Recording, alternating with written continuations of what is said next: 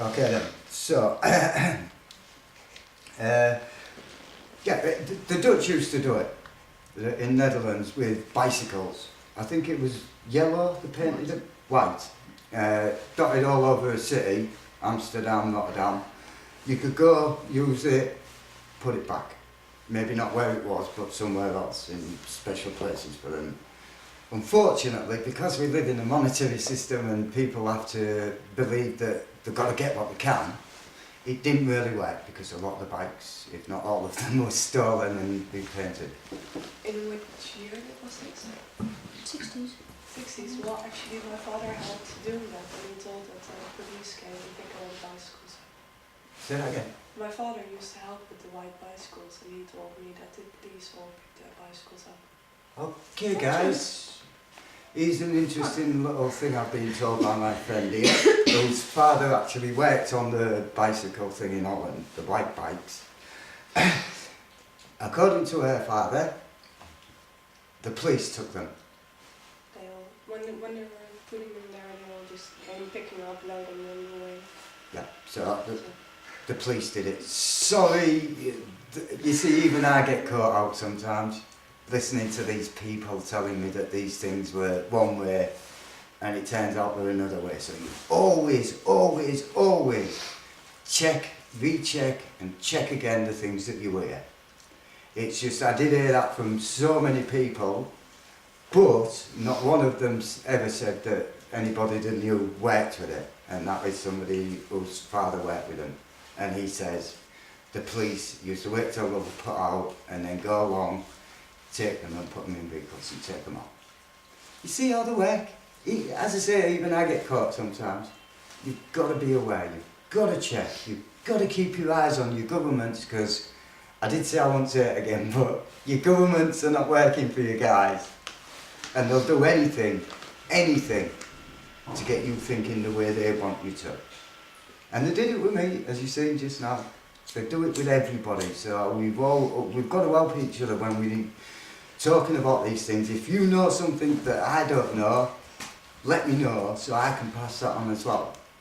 Or, even better, you pass it on. Yeah? That's how it works. We become independent creatures where we are autonomous and we are responsible. Not them. It just doesn't work. You can't have a small group of people dictating, and I'm going to say it this time, with pleasure, well, not pleasure.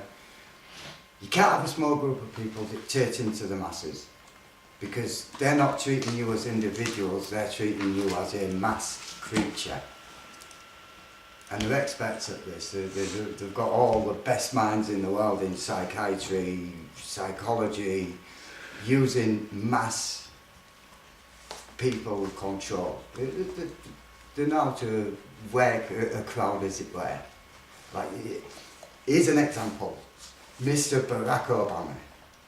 Or, as there's a big dispute at the moment in America about this, Barry Soetoro, aka Barack H. Obama. Check that one out. Put it into your computer and see what that one's about. But basically they're saying that Barack Obama wasn't born in America, he was born in Kenya. So that makes everything he's done as president illegal. All I'm doing is passing this on. It's something that I gave up a while back because I came to the conclusion that, to me, I really don't care what these people do anymore. I really don't. My way would be, we just do it ourselves. Schooling, food, everything, we do it ourselves. And we'll do it the way they do it. Increments. Little bits at a time. So they're not really aware of how big it is. Just little increments. A building here, school there, food here, increments. Just the way they do it. Because they're not bad. They're not really stupid. They know that if you put everything in one go, it won't work. So you build. You throw a little thing, oh, there's terrorism in the world. They'll throw the terrorism, 9/11, blah, blah, blah, false flag. and then they'll come up with a solution. Unfortunately, the solution usually means that we lose more and more of our freedoms.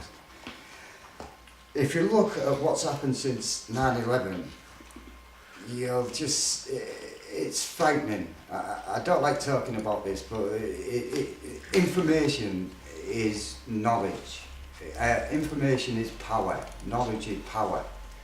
And so far they've had all the information, they've had all the knowledge, and they've just been feeding it like we're little kids. Little bits at a time, just to control the way you think, just to make sure you're thinking in a certain way.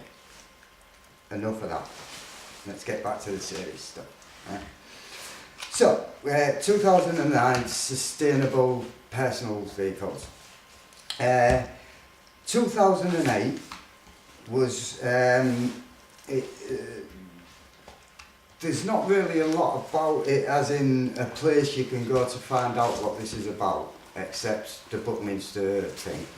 And it's called Comprehensive Design for a, for a carbon neutral world. Okay, this is a guy called Dr. John Todd. I think a lot of what he talks about is highly advanced ecological design principles. As I say, it's new to me. But this guy won it, he's been doing it in a place in America.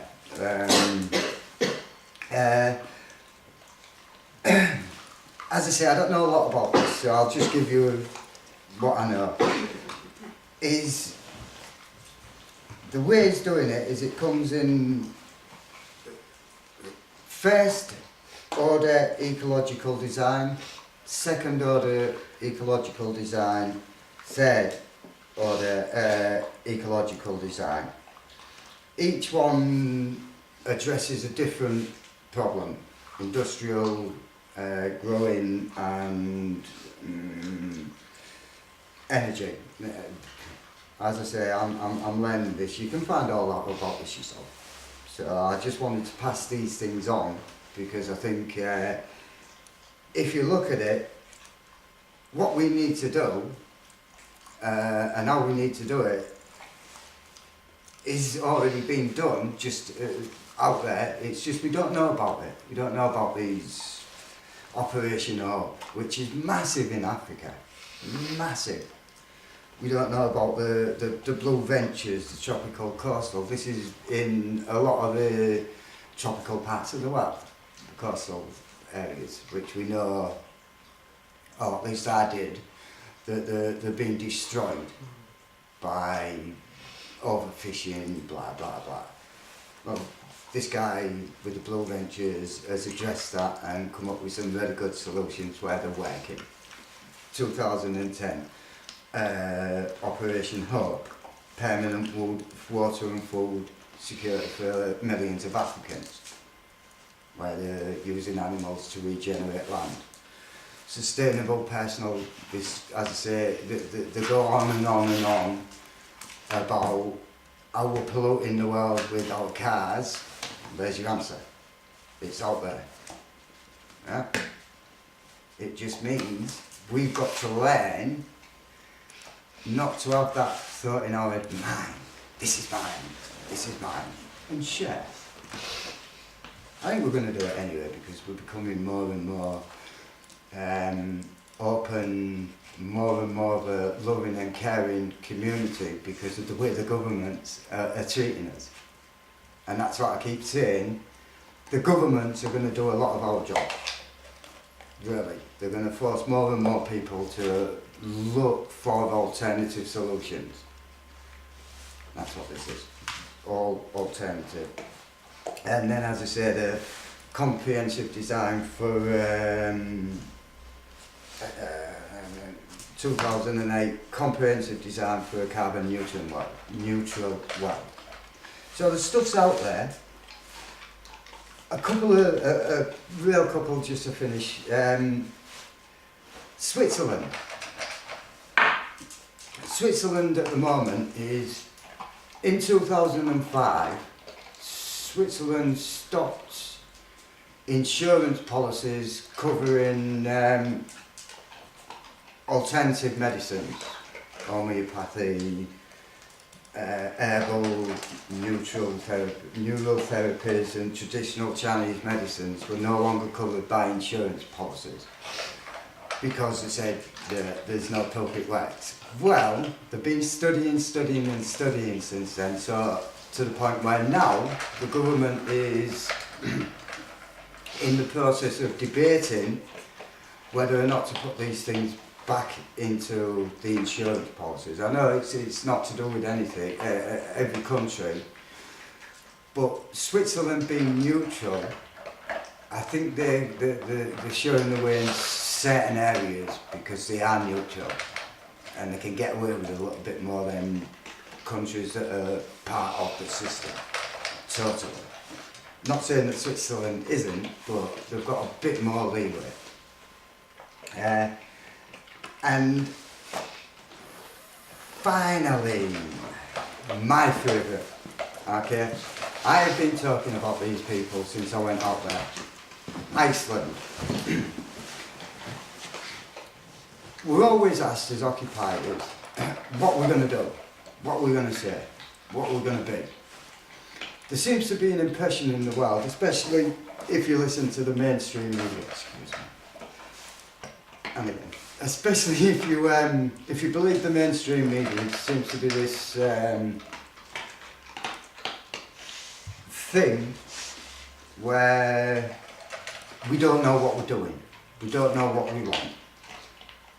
Right? Well, I'm sorry, but what I've just done over the last 4 hours, whatever it was altogether, 5 hours, was basically put out there what we want to do. I hope this is what we want to do.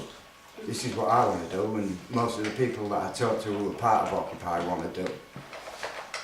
So, let's start looking at what's going on in Iceland. You've got your IMMI, which is your Icelandic Modern Media Initiative. This sort of confronts this whole non-transparency thing. How long have I got? Yeah, okay. This covers the whole transparency thing. It's, yeah, a few years ago I started hearing about Iceland. The first thing I heard was they refused to pay the banks the $5.5 billion that they wanted after the ice save catastrophe. Then I heard that because of a little thing they had going with WikiLeaks, what happened was when Iceland, IceSave went bust, just before they went bust, there was people just taking money out the banks. Not the Icelandic people, but the owners of the banks. Taking millions, billions out of it. A reporter got a list of the names. Right, not a reporter, a TV reporter, got a list of the names. 5 minutes before I went on air to give the Icelandic people the names, he was given what's called a total gag order. This means he couldn't even talk about not being able to give the names out. He couldn't even talk about it.